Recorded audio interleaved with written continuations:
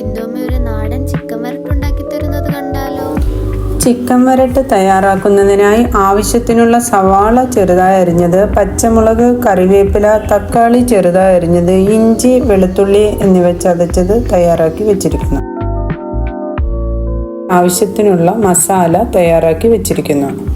ആവശ്യത്തിനുള്ള തേങ്ങാപ്പാൽ എടുത്തിരിക്കുന്നു. ഇനി സ്റ്റൗ കത്തിക്കുക.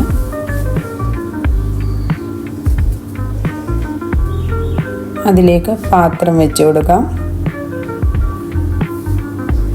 അതിലേക്ക് ശുദ്ധമായ വെളിച്ചെണ്ണ ഒഴിച്ചു കൊടുക്കാം. എണ്ണ ചൂടായതിന് ശേഷം അതിലേക്ക് കടുക് ഇട്ട് കൊടുക്കാം. അതിനുശേഷം അരിഞ്ഞു വെച്ചിരിക്കുന്ന സവാള, പച്ചമുളക് എന്നിവ ചേർത്ത് കൊടുക്കാം.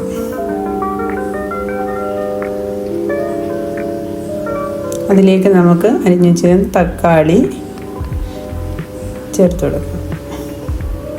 ഇഞ്ചിയും വെളുത്തുള്ളിയും ചേർത്ത് കൊടുക്കാം.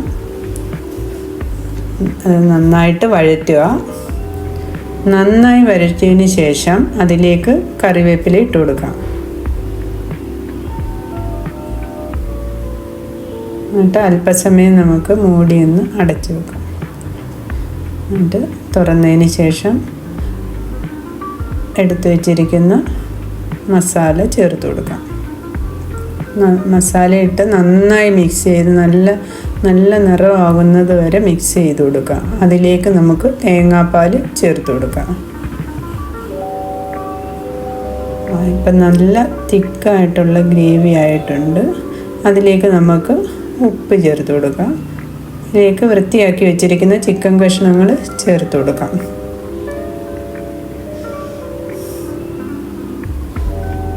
എന്നിട്ട് നന്നായിട്ട് നല്ലതായിട്ട് ഇളക്കിയിട്ട് അത് നമുക്കൊന്ന് മൂടി വെച്ച് അല്പസമയം ചെറിയ തീയിൽ വേവിക്കാം.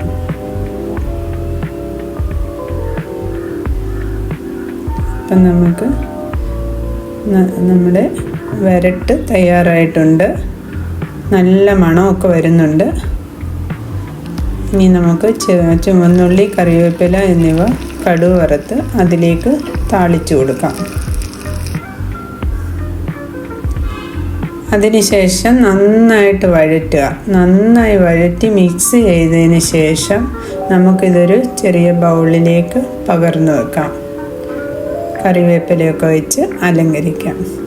കാണാനൊക്കെ നല്ല രസമുണ്ട്. കഴിക്കാനും അതുപോലെ നല്ല ടേസ്റ്റിയാണ്. നാച്ചുറലാണ്.